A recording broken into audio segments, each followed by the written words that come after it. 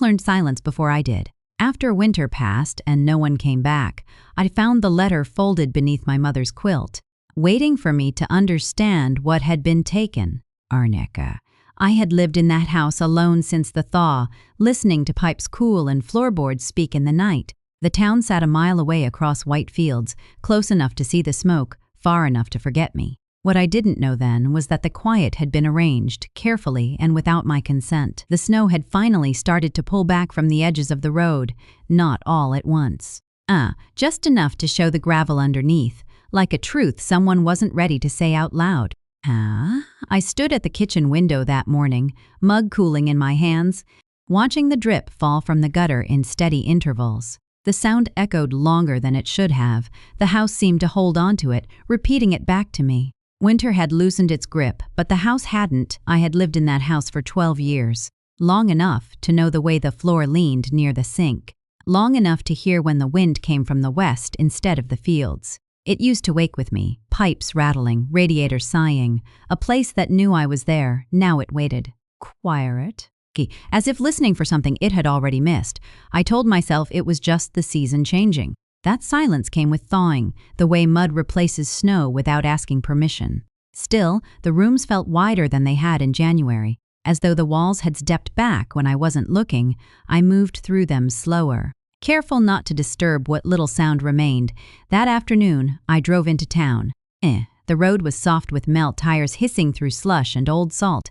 I passed the Miller place first, then the grain shed. Familiar markers, comforting, in their way. I raised a hand when I saw Miss S. Calder standing by her fence, coat open, hair loose around her shoulders. She didn't wave back. She looked past me, not away past. I kept my hand up longer than necessary before letting it fall. At the four-way stop, Mr. Hensley pulled up beside me. We had shared a fence line for years. He used to roll down his window, ask about my mother, complain about his knees. This time he stared straight ahead, his jaw tight, his hands locked around the wheel. The light changed. He went. I followed. In town, nothing had moved, but everything felt shifted. The hardware store bell rang when I stepped inside. Too loud. The clerk nodded without smiling. I asked about furnace filters. She told me which aisle. Her voice was polite, clean, finished. No questions, no small talk. At the post office, my box was empty again. Third time that week. I checked the number twice, like it might have changed overnight. The clerk avoided my eyes when I asked if anything had come in late. Maybe tomorrow, she said. She said it the way people say goodbye when they don't mean it. I drove home with the radio off. I wanted to hear the road, to make sure it was still there. The fields stretched out on either side, brown and wet, carrying the last breath of winter. The sky sat low, colorless. Everything felt paused, like a held breath waiting for a decision. When the house came into view, something in my chest loosened. Not relief exactly, more like recognition. It was the only thing that still looked at me straight on. I parked, sat for a moment, watched my reflection in the windshield. I looked older than I remembered, not from years, just from absence. Inked. Inside, the air was cold in that way only empty spaces can be. I set my keys down slowly, listening to the metal scrape the table. The sound traveled farther than it should have. The living room answered with a hollow echo. The hallway stayed quiet. I took off my coat, hung it where it always went. No one commented. No one asked where I'd been. I moved from room to room without purpose, straightened a chair that didn't need it, pressed my palm flat against the wall near the stairs, grounding myself in something solid. The house smelled faintly of dust and old fabric, winter trapped inside. I told myself this was normal. That people got busy when the snow melted, that routines shifted, that I had simply missed a memo everyone else received. But the quiet felt arranged, like furniture moved while you slept, like a room prepared for a conversation that never comes. That night, I ate standing at the counter. The fork sounded too sharp against the plate. I chewed slower than usual, listening to the refrigerator hum, the clock tick. Each sound arrived alone, without accompaniment. Nothing overlapped, nothing blended. After dinner, I sat in the living room with the lamp on low. The couch held my shape without complaint. The quilt, folded over the arm, stayed where it was, untouched. It used to smell like soap and sun. Now it smelled like storage. Like waiting, I thought about calling someone. Anyone. My hand rested on the phone, then moved away. I didn't know what I'd say. I didn't know who would answer. Sleep came in pieces. I woke once to the sound of ice shifting on the roof, or maybe it was the house settling. Verkleum, the difference. It was hard to tell the difference anymore. I lay there, staring at the ceiling, counting breaths that didn't belong to me. At some point, I realized something else. No one had driven past. Usually, even in winter, headlights would sweep the bedroom walls once or twice a night. A truck heading home late. A neighbor checking fences that night. There was nothing, just stillness, heavy and complete. Morning arrived pale and uncertain. The frost on the windows had thinned, leaving streaks where warmth had pressed through. I made coffee. Let it brew too long. The smell filled the kitchen but didn't travel beyond it. Outside, the yard was quiet. No footprints, no tire marks. The thaw had erased everything except what remained hidden underneath. I stood there longer than necessary, mug warming my hands, watching the last patches of snow collapse into themselves. Winter was leaving, but whatever replaced it hadn't arrived yet. And for the first time, I wondered if the silence wasn't something that had happened to me, but something that had been decided. The thought settled slowly like snowmelt seeping into the ground. Unseen, deliberate, waiting. The cedar chest hadn't been opened since winter set in. Krikna. I knew that by the way the lid resisted me, just a dot little, like it needed to remember its purpose before letting go. The hinges sighed when they moved, a small sound, but the house heard it. Morning light slid through the window in thin bands, catching dust where it floated. The air smelled like cedar and something older beneath it. Clean, but tired. I stood there with my hands on the lid, waiting for a feeling to arrive before I touched anything else. It didn't, so I reached in anyway. My mother's quilt was folded the way she always left it, corners squared, seams facing inward, like modesty mattered even in storage. The colors had softened over time. Blues faded into gray, reds into rust. Nothing loud, nothing asking for attention. I lifted it slowly. The weight surprised me, even though it shouldn't have. Quilts carry years in them. Every stitch holds a moment someone decided not to throw away. I draped it over my arms and stepped closer to the window. Outside, the thaw had dulled everything. No sparkle left in the snow, just patches of white shrinking into the ground. The light felt tired, too. Like it had been working all winter and hadn't rested yet. I held the quilt up anyway. Let the light pass through it. Let the house see it again. I used to do this every spring. My mother would stand where I stood now, checking seams, smoothing wrinkles with her palm. She never spoke while she worked, only hummed sometimes, low, almost under her breath. I remembered the way her hands moved, sure but gentle, like she trusted fabric more than people. Standing there alone, the memory felt heavier than the quilt itself. I told myself I was just airing it out. Just a habit, just something to fill the quiet. I gave it a single shake, not hard. Just enough to loosen what winter had pressed into it. Something fell. It wasn't loud, but it wasn't light either. A soft, deliberate thud against the floor. Not dust, not debris. Something that knew how to land without drawing attention. I froze. The quilt slid from my hands and pooled at my feet, forgotten. I stared at the floor like it might correct itself if I waited long enough. It didn't. An envelope lay there, folded, yellowed at the edges. It rested face down, as if it had chosen that position. As if it preferred not to be seen. For a moment, I didn't move. The house felt closer then. Walls leaning in, floorboards holding their breath. Even the light seemed to pause midair. I knelt slowly. My knees protested against the cold wood, but I didn't hear them. All I could see was the envelope. The way the paper curved slightly, softened by time. The way the corners were worn. Not torn, but handled, carefully. I picked it up with 2 fingers. It was heavier than it looked, not from contents, from intention. The paper was thick, old-fashioned, the kind you choose when you expect to be kept. My name was written on the front, not printed, written. The handwriting stopped me cold. I hadn't seen it in years, but my body recognized it before my mind did, the pressure on the downstrokes. The small pause before the last letter, familiar in a way that didn't ask permission. My mother hadn't written this. I knew that immediately. Like a font, I sat back on my heels, envelope in my hands, quilt still pooled around my legs like it had always been there. The room felt suddenly full, crowded with things unsaid. I turned the envelope over. No return address, no date. Just my name, centered, patient. I thought about opening it right then, about tearing into it and letting whatever was inside spill out onto the floor where it belonged. Instead, I didn't. I placed it on the table, straightened it so the edges aligned with the wood grain, a habit I didn't realize I'd inherited until that moment. Then I sat down across from it, and time moved differently after that. The clock kept ticking, but it felt ornamental, like a sound added later. The refrigerator clicked on and off. Somewhere in the walls, water shifted. Ordinary noises, too ordinary for what sat between us. I ran my thumb along the envelope's edge. The paper was smooth but not slick. It had absorbed air, seasons it had been waiting. From and for Seth. I tried to think back, to remember when the quilt had last been unfolded. Before winter, I was sure. Maybe earlier. My mother had passed years ago, but the quilt still made its rounds. Couch, spare bed, lap on cold evenings. At some point, I must have folded it and tucked it away without thinking. And whoever hid the letter had known exactly where it would go, not in a drawer, not in a book. Not somewhere obvious. Somewhere it would stay until I was alone enough to go looking for comfort. That thought sat heavy in my chest. This wasn't an accident. It wasn't forgotten. It was placed. I stood and walked the length of the house, envelope still on the table behind me. Each step felt measured, like the floor was counting. I passed the hallway mirror and caught a glimpse of myself, older, yes, but more than that, alert.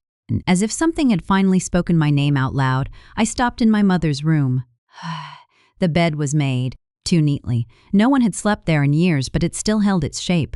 Her dresser stood against the wall, bare except for a lamp that hadn't been plugged in since the funeral. Ein to pass ben ta per forsevers de tuzza bay from cops. I rested my hand on the quilt again, ran my fingers along the uneven stitches. Some were tight, others loose. All of them intentional. She had kept things this way on purpose, or maybe she hadn't known. Back at the table, the envelope waited. The light had shifted by then, softer, thinner. The kind that only lasts a few minutes before changing its mind. I picked it up again. Held it longer this time. I didn't open it, not yet. Some truths ask you to sit with them first, to feel their weight before they speak. I folded the quilt again, carefully, the way she taught me, and placed it back in the chest. Not hiding it, just returning it to where it belonged. Then I closed the lid, the hinge side once more. I carried the envelope with me to the living room, set it on the mantel where things didn't disappear. Outside, the last of the snow slipped quietly into the ground, and for the first time since winter began to leave, I understood something clearly. The silence hadn't come empty-handed. It had brought something with it, and it had been waiting, right where loneliness would eventually lead me. The envelope stayed where I left it, centered on the table, and square with the grain of the wood, like it had decided to belong there. Morning light moved slowly across it, stopping just short of my name. The kettle clicked off behind me. Forgotten. I stood at the sink longer than necessary, watching steam thin into nothing. Some things don't need to be opened right away. They wait, and they know how. The house was quieter than it had been the night before, not emptier, quieter, like it was holding space instead of sound. Now, and the kind of silence that comes after someone says something important and no one knows how to answer. I carried my mug to the table and sat across from the envelope. Didn't touch it. Just let it be in the room with me. Outside, the trees had given up their leaves weeks ago. Bare branches scratched at the sky without making a sound.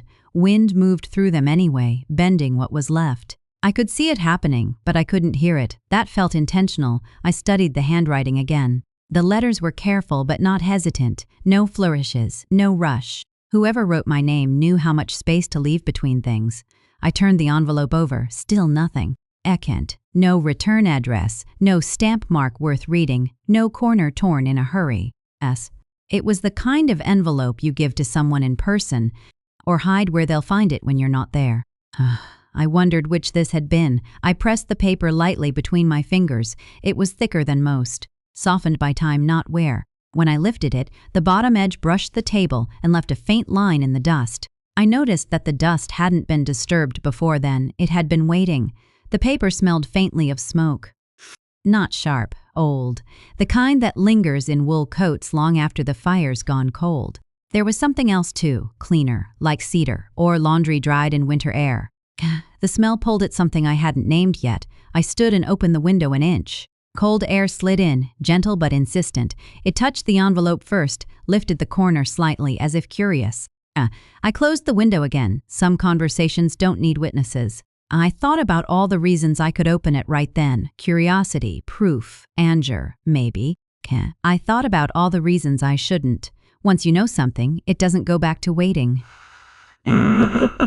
So I left it closed. I went about my morning like I always did, washed the mug, fed the silence. Straightened a chair that didn't need it. The envelope stayed still. Time stretched, not forward, outward. I folded laundry in the bedroom, moving carefully around memories stitched into cotton. I paused at my mother's sweater, worn thin at the elbows. The smell of cedar came back to me then, sharper this time.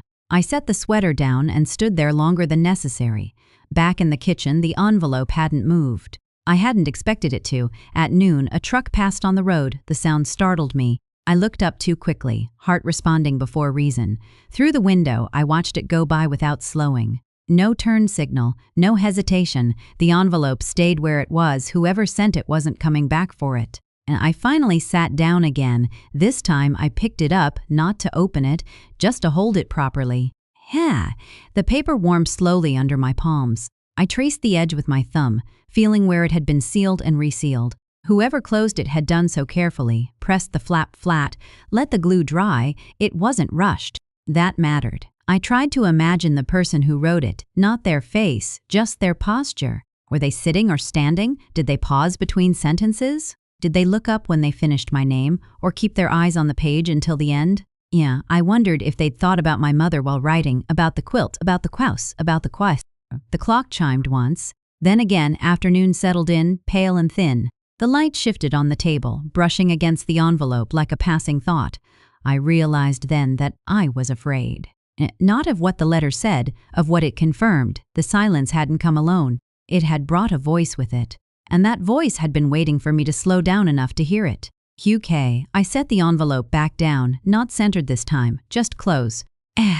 I leaned back in the chair and listened to the house breathe. A floorboard creaked near the hall. Pipes knocked once. Then nothing. The quiet didn't feel empty anymore. It felt occupied. Dusk came quietly. No announcement. Just a soft dimming at the edges of things. I turned on the lamp. Its glow fell across the table, catching my name in warm light.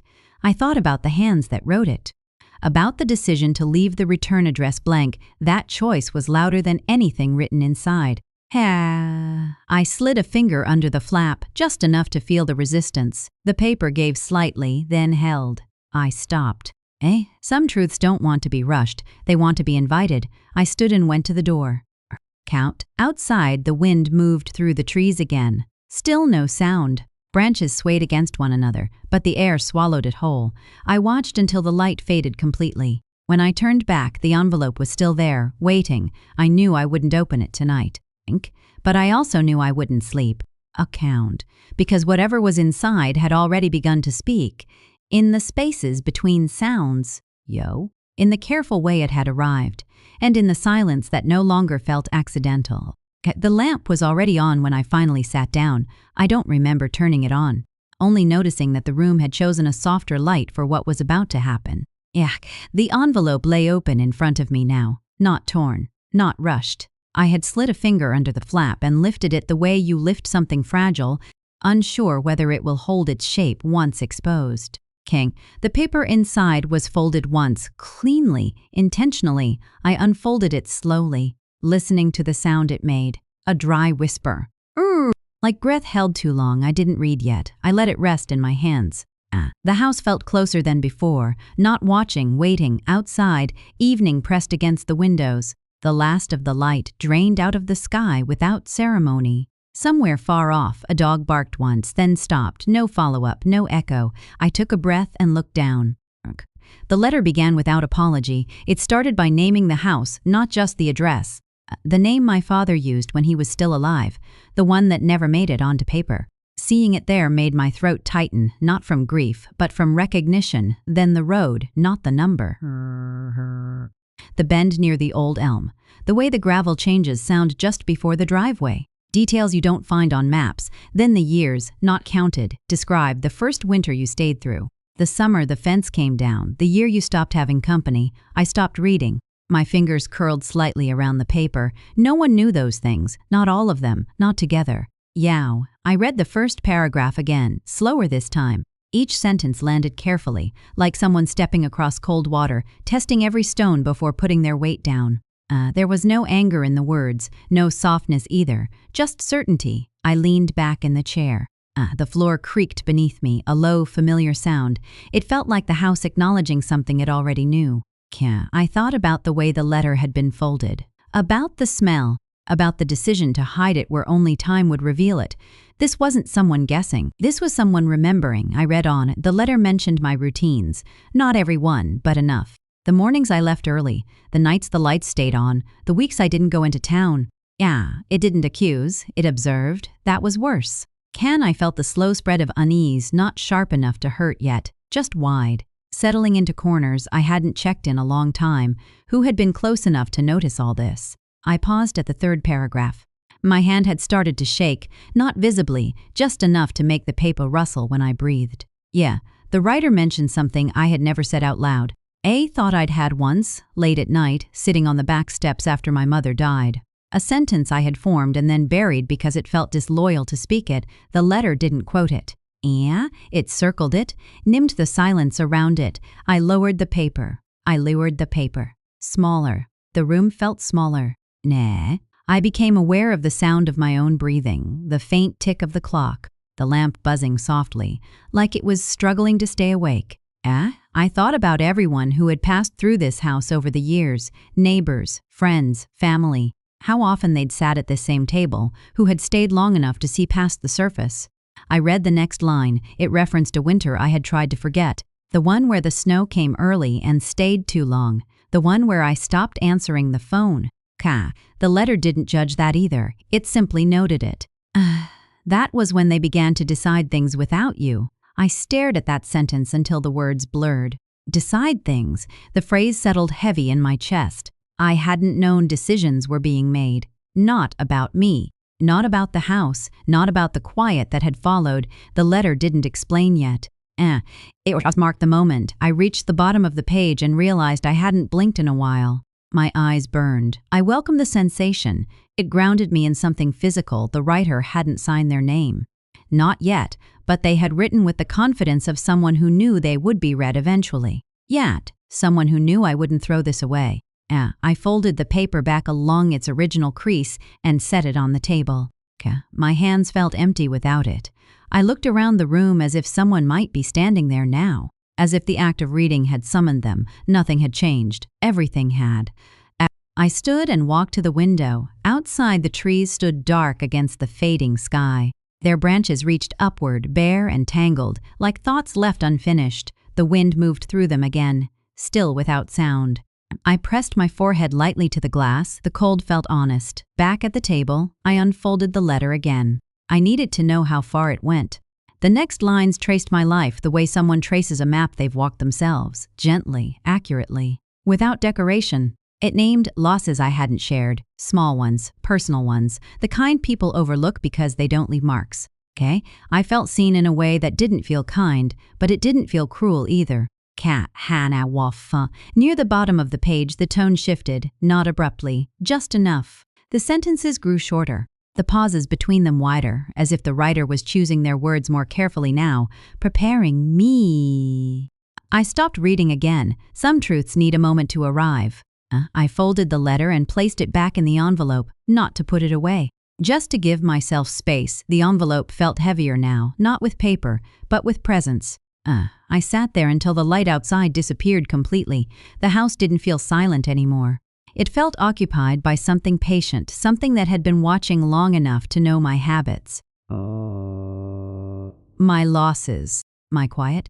And as I held that envelope in the dim light, one question settled into me, steady and unavoidable, who had been paying this much attention to my life? And why had they waited until now to speak? The snow outside had begun to fall again by the time I reached the next page. Not snow, just the memory of it, the kind that settles into your bones when a room gets too quiet. The lamp threw a soft circle across the table. Everything beyond it receded. I felt like I was reading inside a tunnel, the world narrowing to paper and breath. I turned the page. The letter changed then, not in tone, in temperature. It spoke of winter. Not the kind you see from a window, the kind that builds quietly while doors stay shut. Snow piling against fences, drifts leaning into porches, roads narrowing until everyone knows where they're allowed to go.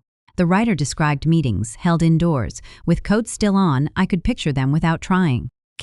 The first name stopped me. It was Mrs. Calders. I saw her as she always was, standing by her fence, hands red from cold, smiling too quickly. The woman who brought pies after my mother's funeral, who told me I was brave for staying. The letter didn't accuse her. It simply said she was there. More names followed. Men I'd sat beside in church, women I'd nodded to in the grocery aisle, a voice from town hall, another from the school board, familiar people, comforting people, people who knew how to lower their voices when it mattered. The letter didn't dramatize the meetings. It listed them the way minutes are kept. January. After the second storm. February. When the roads were still bad. March. Before anyone thought you'd notice. I felt something tighten in my chest. Not anger. Not yet rucogation. They spoke about me as if I wasn't a person, not cruelly, practically. The letter said words like concern and burden had been used, that someone had mentioned my quiet, someone else my isolation, another my attachment to the house, attachment. As if it were a habit that could be broken, I stopped reading and stared at the wall. The paint there had a small crack shaped like a branch. I'd meant to fix it years ago. I wondered who else had noticed it, who else had been paying attention to small things and filing them away. I picked the letter back up. They talked about managing me, not confronting me, managing. The word sat heavy and dull, like a tool left on the table. They didn't want a conversation. They wanted an outcome. The letter described it without embellishment. Chairs pulled close, someone tapping a pen, coffee cooling in cups no one finished. They spoke softly, the way people do when they believe they're being kind. One line stayed with me. They agreed it would be easier if you didn't know. Easier? For whom? The letter mentioned the silence. How it was suggested then refined. No calls, no visits, let things settle. Someone said winter would take care of the rest. I closed my eyes. Outside, the wind pressed gently against the windows, as if testing them. I imagined snow piling up again, soundless and patient. I remembered that winter, the way the road narrowed, the way my mailbox stayed empty, the way voices in town had softened, away from me. Not toward me, but away from me. I had called it distance, they had called it strategy. The letter named who spoke the least. That surprised me. It was someone I trusted most, someone who had shared soup at my table, who had sat in this very chair and commented on the quilt. The letter said they didn't argue. They nodded. That felt worse. I set the paper down and rubbed my hands together. They were cold. I hadn't noticed. The house creaked once, a small sound from the hallway, like a reminder that it was still listening. I thought about the word meeting. How official it sounds, how harmless, how many decisions hide inside it. I read the rest. The meetings ended without votes, without minutes, without signatures, nothing that could be pointed to later. Just understanding, the kind that lives between people who expect to see each other again. The letter didn't tell me who suggested the final step, only that it was agreed upon. That my place, my role would be decided without me, that silence would do the work. I leaned back in the chair and stared at the ceiling. I could almost hear them now. The careful pauses, the lowered voices, the way someone would have cleared their throat before speaking my name. I wondered if anyone had defended me. The letter didn't say. Sometimes omission speaks louder than accusation. I reached the end of the page and realized my jaw ached from being clenched. I hadn't cried. I hadn't moved. Antefa. The pain was quieter than that. It was the kind that rearranges things inside you without permission. I folded the letter carefully, not because it deserved care, but because my hands needed something to do. The room felt different now, not smaller, more honest. I stood and walked to the door. I opened it just enough to let the cold in. The air smelled clean, sharp, familiar. I stood there longer than necessary, letting it touch my face, my hands. The burr si force brown forf, letting it remind me of winters past. The ones I thought I had lived through alone, I hadn't. Back at the table, I placed the folded letter beside the envelope. They looked ordinary, innocent. Like tools that had been set down after use, I thought about every winter meeting I hadn't been invited to. Every decision made while snow hid footprints and softened edges. How long had they been deciding my place? Not days. Not weeks, seasons. The lamp flickered once, then steadied. I gathered the letter and envelope together and set them near the mantel where they could be seen without being touched. I needed distance, but not denial. Outside, the wind moved through the trees again. This time, I thought I heard it. Ken, just barely, a low sound, like a gathering. And as I stood there, listening to the house settle around me, one truth settled quietly into place. Oh, the silence hadn't happened to me. It had been chosen, and someone, somewhere, was still choosing what came next. The envelope felt heavier this time. Not because of the paper inside, but because of what it was about to say. I stood at the counter, one hand resting on the edge, the other holding the letter open. Outside, the morning had turned gray again. Not stormy, just undecided, the kind of sky that doesn't offer answers. The house was quiet, but it no longer felt empty. It felt aware, like it knew this part already and was waiting for me to catch up. I took a breath. Then I read on. The letter spoke of a debt, not a bill, not a notice. A debt the way people use the word when they want something to sound inevitable. It wasn't written anywhere official. Records, no signatures. Just a story that had been passed from one person to another until it sounded true enough to act on. The writer described it the way rumors move, quietly, sideways, never spoken to loudly, never questioned directly. I felt my stomach tighten. The debt, according to them, was older than my time in the house. Something tied to landlines and verbal agreements, to promises made between men who'd since been buried, the kind of obligation that survives only because no one remembers clearly enough to challenge it. They said it had been inherited, by the house, by me. I lowered the paper and stared at the table. My mother's hands had smoothed this surface 1,000 times. My father had measured wood here, made decisions here. If there had been a debt, it would have passed through this room. It hadn't, I would have known. The letter continued. They believed the house should return to someone else. Not because I had done wrong, but because I was inconvenient. The name appeared a few lines later. I recognized it immediately. Someone louder, someone with a last name that opened doors. Someone who showed up to meetings early and spoke before anyone else had the chance. The letter didn't insult him. It didn't have to. They said he had a claim, not written, not proven, but believed. Belief, the letter explained, had done most of the work. I imagined them nodding, agreeing without committing, passing the idea around until it belonged to everyone and no one at the same time. Yeah, that was how decisions survived winter. I sat down slowly. Oh! The chair creaked beneath me, a sound that felt too loud for the moment. I pressed my feet flat to the floor, grounding myself in something solid. The debt had never been mentioned to me, not once, no conversation, no warning, just assumption. Yeah, the writer said they disagreed. That line caught me off guard. I read it again. They had spoken once, softly. Said the debt wasn't real, that it hadn't been documented, that it didn't justify what was being planned. Someone had nodded, someone else had changed the subject, and that had been that. The letter didn't dramatize the writer's regret. It just stated the fact they stayed quiet after that. They told themselves it wasn't their place, that things would work themselves out, that I would notice before it went too far. They were wrong. I felt something sharp then, not anger, disappointment. The kind that settles deeper because it comes from understanding. Silence isn't neutral. It chooses sides. I thought about how often I had mistaken quiet for peace. How often I had assumed that because no one spoke, no one was acting. Yeah, the letter made it clear. Things had been moving the entire time, just not where I could see them. The debt had become a reason, a justification, a way to make what they wanted sound necessary. The letter said that once the idea took hold, everything else aligned around it. The silence, the distance, the slow erasure, all of it pointed back to that one unproven claim. I stood and walked to the window.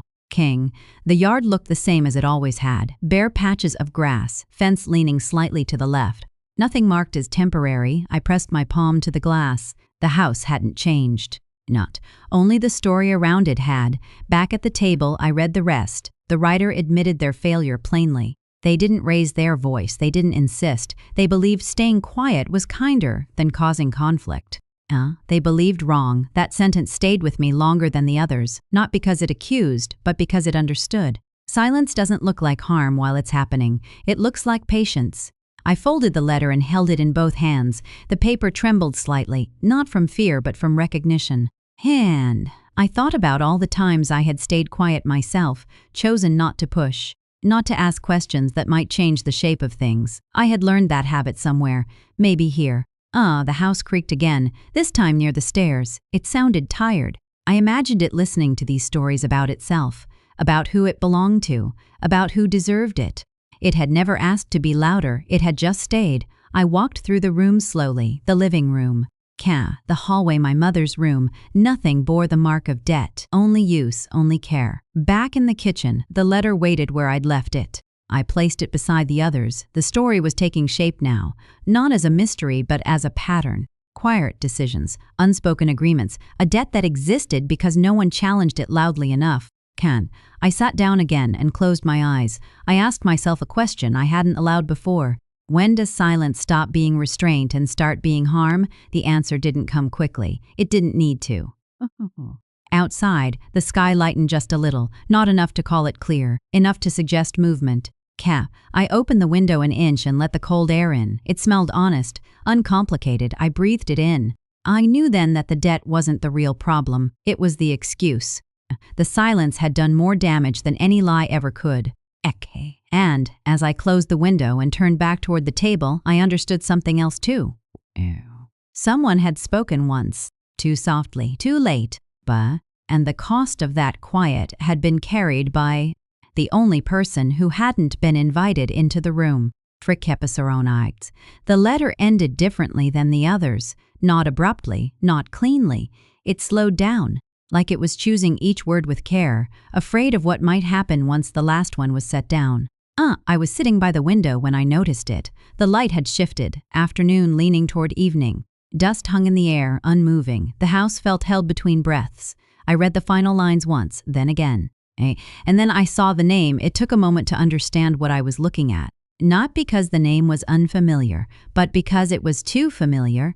My fingers tightened around the paper. The edge bent slightly, leaving a crease that hadn't been there before. I said the name out loud, softly. The room didn't answer. She had once sat beside my mother at the quilting table. I could still see it. The two of them leaning over fabric, heads close, hands busy. The sound of scissors. The hum of quiet talk. The way women spoke when they trusted the circle to hold what they said. She laughed easily back then, not loudly, just enough. After my father died, she brought soup, chicken noodle. Still hot. The container wrapped in a towel like something precious. She stood at the door longer than most, unsure whether to come in or leave me with my grief. "I'll just set it here," she said. She didn't stay long, but she came back the next week. I hadn't thought of her in years, not because she had disappeared, but because she had blended back into the town. Into the background of faces I nodded to, smiled at, trusted without thinking, and now her name sat there. At the bottom of the letter, I moved to the kitchen table and sat down. The chair felt colder than before. I read the final section slowly. The letter named itself then. Explained who she was, Bipala Satapal. Explained who she was, where she had been sitting, what she had heard. She wrote that she had been there when the decision began, not when it ended. She described the room. A living room with heavy curtains, snow piled against the windows, coats stacked on a chair, the smell of wet wool and coffee gone cold. She had sat near the wall, not at the center, listening. She said. My name came up casually, as if I were a task on a list, a concern to be managed. Not confronted. They didn't argue about me. They spoke around me, spoke about timing, about optics, about how things might look if handled quietly. She wrote that no one raised their voice. That frightened her most. I paused there. The kettle clicked off behind me, a small sound that made me jump. I hadn't realized I'd put it on. I turned it off without pouring anything. The room smelled faintly of heat and metal. She wrote that she stayed through the first half of the meeting. Long enough to hear the debt discussed, the house mentioned. The idea planted that something needed to be done. She wanted to speak. She didn't. Someone else had already started talking. Her reasons came next. They were plain, almost apologetic. She said she had convinced herself that leaving was better than objecting. That staying silent was a way of refusing without causing harm. She put on her coat. She stepped outside. The snow erased her footprints by morning. I closed my eyes. I could see her walking home, head down. hands in pockets, the sound of her boots against packed snow.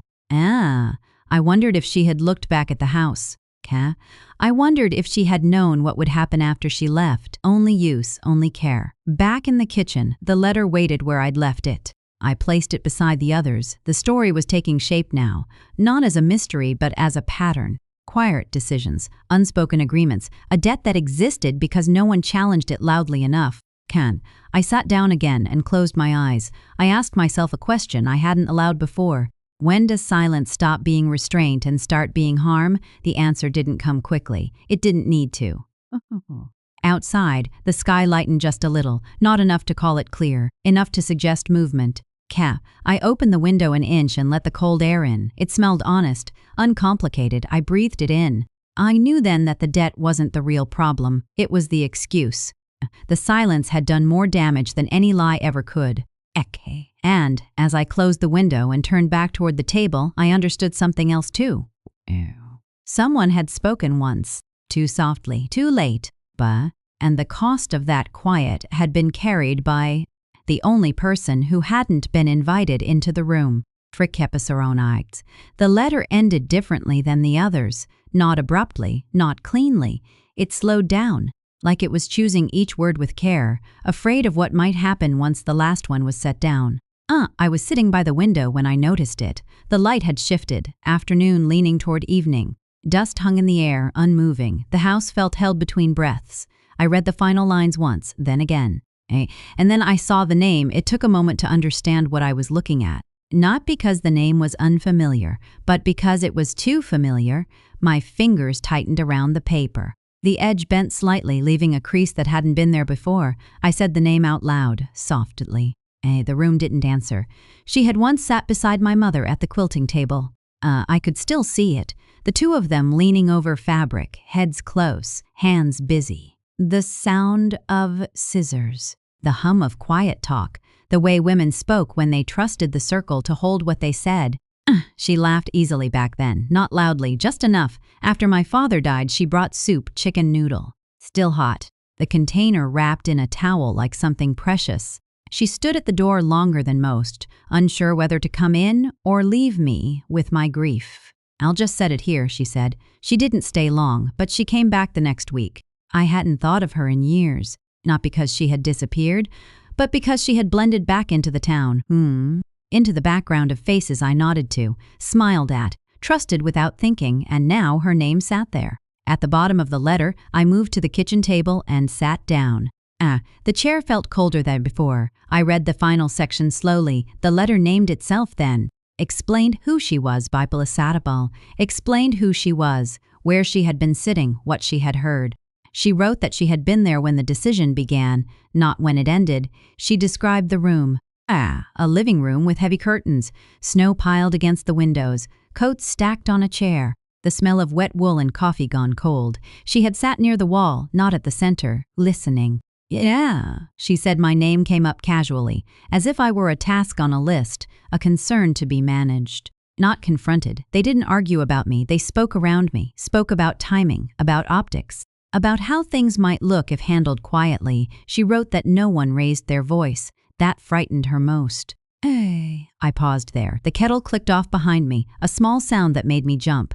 I hadn't realized I'd put it on. I turned it off without pouring anything. The room smelled faintly of heat and metal. She wrote that she stayed through the first half of the meeting.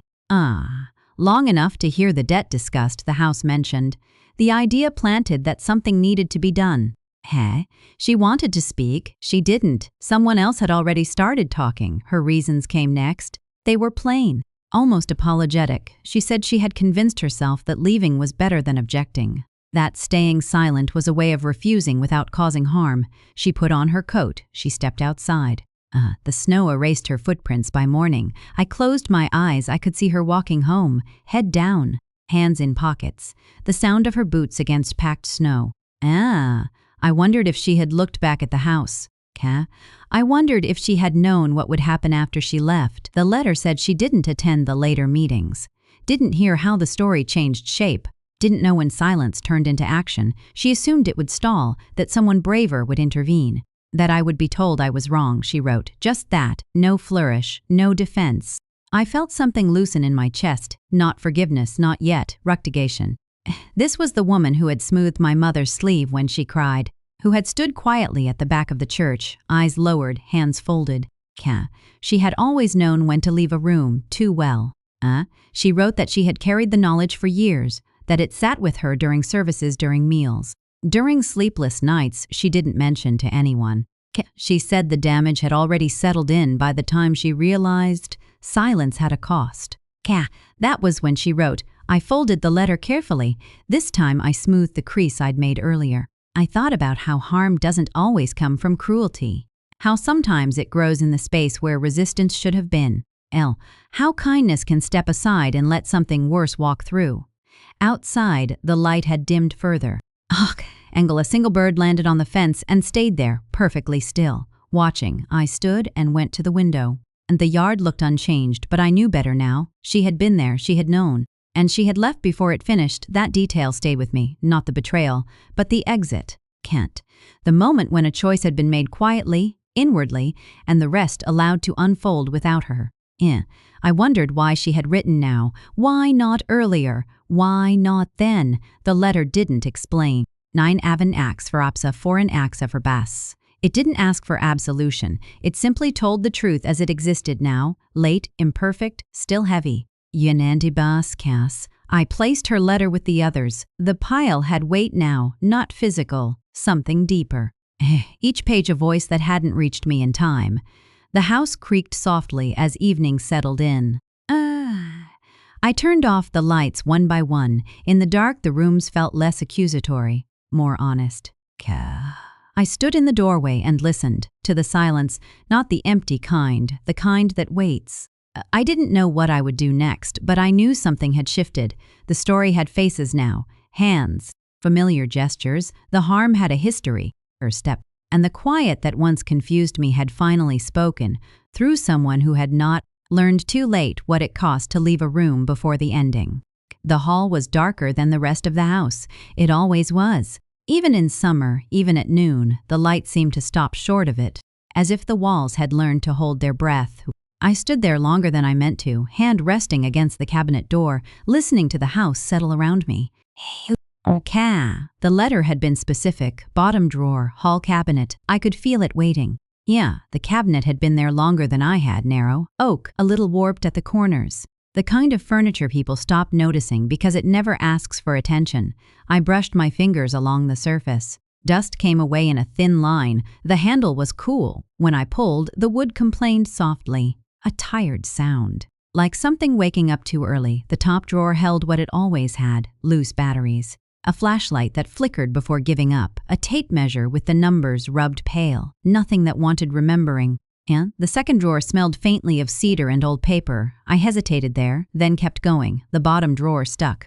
I leaned my weight into it until it slid free with a suddenness that startled me. The contents shifted forward, papers whispering against each other, receipts, folded maps, instruction manuals for things I no longer owned. Ordinary, too ordinary, I knelt. The floor pressed cold through my jeans. The boards creaked like they remembered other people kneeling there for other reasons. I lifted the first stack. Grocery receipts from years ago, yellowed at the edges, ink fading, proof of meals cooked and eaten without witnesses. Under that, an envelope, unsealed. Inside were copies, not originals. Photocopies slightly crooked, like someone hadn't taken the time to straighten them on the glass. Notices turbed, formal, unemotional. My name spelled correctly every time. I read the first one standing, then sat back down. The dates jumped out first. They lined up with the winter that had felt longest, the weeks when the town grew careful, when conversations shortened, when people smiled but didn't ask questions. The paper had known before I did. Each notice referenced the same thing. An obligation, a failure to respond, a next step, language that sounded inevitable. As if events had simply unfolded, untouched by hands. But hands had been there. I could see that now. I turned the page. Signatures crowded the bottom, none of them mine, names I recognized, and a few I didn't. The ink varied, some confident, some hurried. One pressed so hard it left an imprint on the page beneath. Someone had wanted it to be permanent. I touched the indentation with my thumb. The paper was thin there. Almost worn through. I wondered if the person who signed had looked at my name while they did it, or if they'd kept their eyes on the line, careful not to stray. There were more notices. Tack, dates moving forward, language tightening, each one marked delivered, straft, fouled, never seen. Ifo sabasa stal dar turbisas dekans of hand. Yeah, I leaned my head back against the cabinet. The wood was cool, solid, unmoved by what it held. The silence hadn't been empty, it had been organized. I thought about the weeks mentioned. The mornings I'd stood at the mailbox, sorting through circulars and catalogs, thinking the quiet meant peace. The afternoons when the phone didn't ring. The evenings when I told myself nothing was wrong because nothing had been said. Another envelope waited beneath the stack. Thicker, this one sealed. Aka! I slid a finger under the flap and opened it slowly, as if speed might change what was inside. More copies. And something else, a log, handwritten dates. Joden dates. Times. Initials, notes in the margins. Short. Efficient. Attempted contact. No response. Proceed. The words sat there without shame. They didn't need it. I traced a line down the page, week after week. Each entry another door closed quietly. I had been home for all of them. My breath sounded loud in the hall. I hadn't realized how quiet it had been until then. I gathered the papers into a single stack and set them beside me. My hands shook just enough to notice. Not fear, ruchigation. The silence had paperwork, forms, signatures, dates approved by consensus. It hadn't been neglect. No, it had been process. I looked back into the drawer. At the very bottom, something smaller. A folded note. Not official. Not copied. It was written in blue ink, careful handwriting. A reminder to check again in spring. No name. Just that, as if waiting might soften the outcome. I sat there for a long time. The hall light flickered once and steadied. Somewhere in the house the heater clicked on. A low hum filled the space, like breathing meant to reassure. It didn't. I thought about how many places like this existed. Drawers, boxes, furs, labeled neatly and slid out of sight. I wondered what else had been decided without me, simply because I hadn't thought to look. When I finally stood, my knees ached. I gathered everything, every page, every copy, every quiet decision, and placed them back into the envelope, not the drawer. Not yet. I closed the cabinet slowly. The handle clicked into place. The hall returned to its dim patience. I carried the envelope into the kitchen and set it on the table where the letters had rested before. The pile grew taller, heavier. Outside, the wind moved through the trees again. Still no sound. I watched the branches sway, bare and honest, unable to hide what they were. Inside, I realized something else. Silence only stays buried as long as no one opens the drawer. And now that I wondered what else the house had been holding. Waiting for the moment, I finally decided to look. The morning air was cold, sharper than I remembered. Hände för mig. I tightened the coat around me, letting the letter rest against my chest. Its weight was both literal and invisible, pressing through fabric, pressing through memory. Sun. The sun had begun to rise, pale and slow, sliding light across the frost that still clung to the edges of the sidewalks. My boots crunched against it with each step. The sound felt louder than usual, echoing in the quiet town. I walked past the first row of houses, curtains drawn, cars parked neatly, engines off, everything ordinary. But the streets held a subtle tension, like the calm before a storm. Neighbors watched from windows, peeking, then disappearing behind glass. I kept my gaze forward, but I felt them, weighing me with eyes that didn't meet mine. Were they judging me, waiting for me to speak? Or simply startled that I had returned to the center of what they had quietly decided? The letter burned in my pocket, not with heat, with information, with the knowledge of their meetings, their signatures, their careful planning. Weeks of silence catalogued on paper. The quiet that had seemed harmless now felt deliberate, organized, unavoidable. I passed the corner store. The bell above the door jingled when the clerk opened it, though the gesture was slow, cautious. He nodded at me without smiling, and I nodded back. Our eyes lingered longer than necessary. Some faces turned completely away. Some allowed a flicker of recognition, quickly masked. And a few met my gaze, held it, and then looked down again. Relief? Guilt? I couldn't read the exact shade, but I felt it pressed into the air around me. It was as if they had been waiting. waiting for the moment when I would finally hold their decisions in my hands and step out into daylight. Waiting for me to walk with the weight they had tried to conceal, the church loomed ahead, quiet, empty, except for the early light filtering through stained glass. The steps were icy, each one hesitant under my boots. I ran a finger along the cold stone railing as I climbed. My breath puffed in small clouds, drifting and vanishing before me. I paused at the doors. They had always opened easily for everyone. Now they felt heavier, like a barrier. I didn't knock, I didn't enter. I just looked.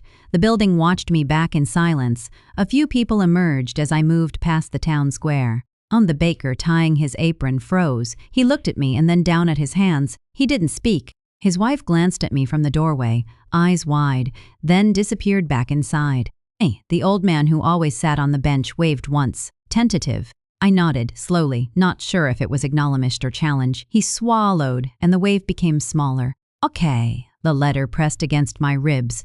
It had led me here, step by step. Led me here, step by step, told me who had stayed silent, who had left the room before decisions were finalized, who had assumed I would never know, and now I knew. At the general store, the door opened as I entered. The smell of coffee and old wood filled the space. Shelves of cans and jars, neatly lined, suddenly seemed part of a stage. Dikasi, Sabankin, Sachek for min ersta bestushent, all waiting for me to play my role. A clerk looked up. She recognized me immediately. Her face tightened, a blink of surprise, then an attempt at neutrality. Morning, I said. My voice sounded too loud, too soft, I couldn't tell. She nodded, no smile. Morning. We both knew the letter existed, though neither of us mentioned it. I moved slowly through the aisles, touching cans lightly, letting my fingers skim over labels. Each sound, metal scraping wood, faint footsteps, carried weight. Silence had taught me to notice every detail. I thought about the weeks of quiet. The snow piled outside doors while conversations happened without me. The decisions made in my absence, signed and filed away, as if paper could erase presence. At the counter, I set the letter gently, not as a weapon, not as a demand, just as proof. The clerk's eyes went to it, then to me, then down again. A silence stretched between us. It wasn't empty. It was filled with unspoken admissions, relief, fear, shame, recognition. I thought about the people I had passed on the street. Some had avoided my eyes, some had not. Did they understand that I wasn't looking for confrontation? That I didn't yet know what I wanted? The letter had given me knowledge, but knowledge alone does not dictate the next step. Outside, the wind stirred the bare branches. Frost clung stubbornly to the edges of the street. My shadow stretched long across the pavement, intersecting others as they moved cautiously, trying not to meet mine fully. Yay, I kept walking, each step measured. The town seemed smaller now, smaller and more intimate. And Sep remembered, each face remembered. Each silence accounted for. By the post office, a woman I had known since childhood stepped back as I approached. She held her bag tight. Her lips moved, but no words came. I nodded at her. She nodded back, but not fully. Relief, guilt, all the same. I realized I didn't need to speak yet. I only needed to walk, to be seen, to hold the letter against me like a quiet truth, letting the town measure what had been hidden. At the edge of town, I paused. The street emptied behind me. The snow glimmered under the weak sunlight. I breathed in the cold, letting it fill me. The letter had brought me here. It had uncovered hidden papers, signatures, decisions. The pun for frialomber, tumfer for bri prefers. But walking into town felt different. Public. Immediate. Personal. I thought about the faces. The people who had decided without me. The ones who had stepped away, leaving me alone. I held my coat tighter. The letter was a weight. Not unbearable. Not yet, but present. Real. Rear with the town Bashan. Riln. The town waited. Not in anger. Not in silence. Kirv Trufor. In careful recognition, I exhaled slowly. And walked forward, step by step, knowing that seeing the truth in daylight was different from holding it in the shadows of the house. The next move would come, quietly, inevitably, but for now I only walked. The town hall smelled of old wood and dust. Sunlight filtered through high windows, slicing the room into pale stripes. They fell across the floorboards like lines in a ledger, neat and unyielding. I stood near the center, coat still damp from the morning frost, the letter folded in my hands. Its edges were worn, familiar, alive. I hadn't raised my voice yet. Not once. The sound of my own breathing seemed loud in the emptiness. I looked around. Faces turned toward me, hesitant, unreadable. A few recognized me immediately, some didn't. Their silence was different from the winter silence I had walked through. This one had weight, pressure, expectation. I unfolded the letter slowly, let the paper feel heavy in my palms. I didn't want it to tremble. I wanted the words to land as they were meant to, plain, deliberate, undeniable. The room was familiar, though I hadn't been inside for years. The wooden benches had grooves worn smooth by generations, and the podium still smelled faintly of varnish and polished hands. I ran a finger along the edge. The surface was cool, unyielding, patient. The town had made choices here, quietly, collectively, without me, and now for the first time I held their decisions in my voice. I began to read. Not fast, not dramatic, fought unanos, not fast, not irresposion das, not dramatic, calm. Each name, each date, each signature rolled my tongue slowly, with care. January 3rd, A. Whitman signed. The sound of the words seemed to echo in the empty corners, then settle.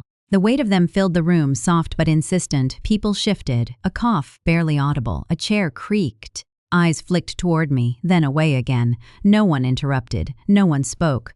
But I could feel them noticing.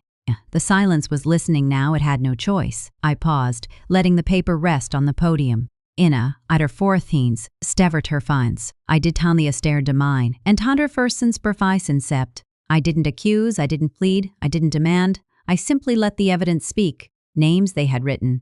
Decisions made without me. Weeks catalogued in ink and paper. Signatures they thought would never see the light of day.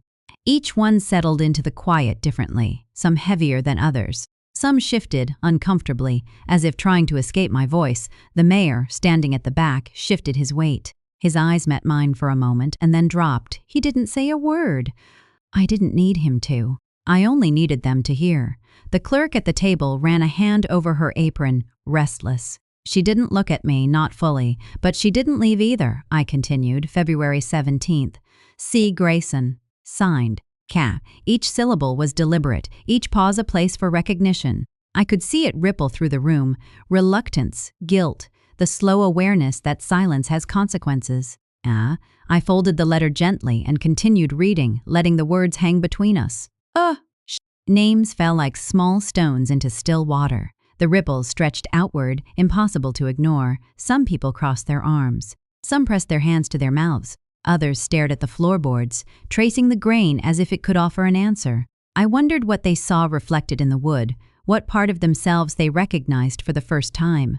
Enketer flinchko. I didn't flinch, I didn't look for apologies. Not yet, I only let the silence bear witness. The middle of the list brought a tremor to the room. A pause. I could see it in the subtle tension of shoulders. Wua and Dej. In the way the clerk's hand shook slightly over her ledger. Even the mayor's jaw tightened. I looked around slowly, making eye contact where I could, but never holding it long. Each name I read belonged somewhere, and they were hearing it, truly hearing it for the first time. I closed the letter for a moment. My hands rested on the podium. The room exhaled silently with me. Not relief, not comfort, just recognition, the kind that doesn't need words. I felt the weight in my chest lighten slightly. Not gone, but shifted. The knowledge that I had made them listen, finally, had its own quiet gravity.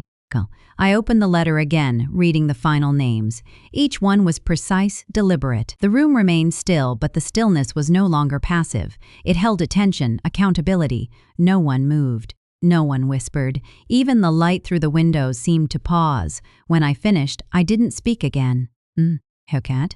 I let the silence hold the last syllable. The final name lingered in the air, pressing against walls and ceiling, settling into the corners where decisions had been made in my absence. I folded the letter slowly with care and placed it on the podium. The paper rested there like proof, undeniable and patient. People began to stir, small gestures, shifting weight, clearing throats, eyes meeting mine briefly before looking away again. But nothing more, no explanations, no excuses. The silence remained, but it had changed. It had learned to listen. It had been forced to acknowledge. That was enough for now. I turned to leave. The room seemed smaller now, filled with the weight of truths finally spoken aloud. The sun had shifted, casting warmer light across the benches. Shadows moved differently, elongating, receding, adjusting to the new rhythm of awareness. I walked slowly, letting the sound of my boots echo gently. Each step marked a quiet reclamation of space, of presence, of voice. At the door, I paused, glanced back once. The letter on the podium waited, silent and strong, a reminder that even the quietest truths can be carried into daylight. Outside, the wind stirred the bare branches, a single bird called from somewhere above, and I realized, as I stepped back into the pale morning, that silence could no longer hide what had been done. It could listen, and it had. I walked away, letting the weight in my pocket feel lighter, knowing the room behind me had finally been forced to hear. Knaf door opened easily.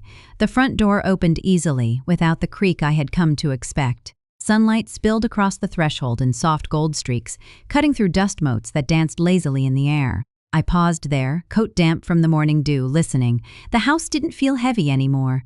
Not quite. It felt willing, breathing. I stepped inside slowly, barefoot on the cool wooden floor. The boards remembered my weight, but this time they seemed to settle beneath me, welcoming rather than protesting. The room smelled of late winter, faint cedar, old paper, and something warmer, almost like forgiveness. I ran a hand along the windowsill, where frost had once clung stubbornly. The glass was clean now, and sunlight made the world outside shimmer. The snow had gone, leaving only patches of mud and new green shoots, stubbornly pushing through. I breathed in and out, hearing the echoes of emptiness I had carried for months, but the emptiness had shifted. It was not hollow now. It was quiet, yes, but with room to expand, to hold the voices I had been waiting for. I carried the quilt from the cedar chest, unfolding it gently. Its stitches, uneven and tender, reflected years of patience and care. I held it up to the light. Dust floated off it like tiny clouds, lifting memories that had settled in the fibers. When I folded it back, I felt lighter, was as if some weight had been lifted with the unspoken words I had read aloud, with the truths finally heard. The letter that had begun all of this sat in my coat pocket, quiet now, resting like a small heartbeat.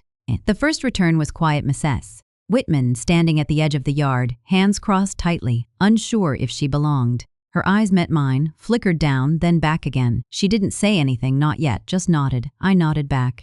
No words were necessary. Then others appeared, some tentative, some relieved, faces I had not seen in months. Their smiles were small, awkward, careful. Not all returned. Not all would ever return. But the ones who did moved slowly, like people learning to walk again after a long illness. I set the quilt back in the cedar chest. Its folds were soft, comforting, a small monument to patience and endurance. I pressed it lightly with my hands, feeling the weight that had once been heavy now reduced. I paused there, listening to the quiet of the house. No creaks that suggested suspicion. No gusts that felt like judgment. Just breath, the sound of air moving gently through open windows, carrying the scent of earth and spring. I walked through the hallway, noticing the little changes. The floorboards didn't groan as they used to. The walls seemed to hum softly, as if acknowledging that the house had been wronged and had endured. I touched the doorknob of my father's study, cold but familiar, and let my fingers linger. I could almost hear him here, in memory, murmuring encouragement, reminding me that silence can be endured.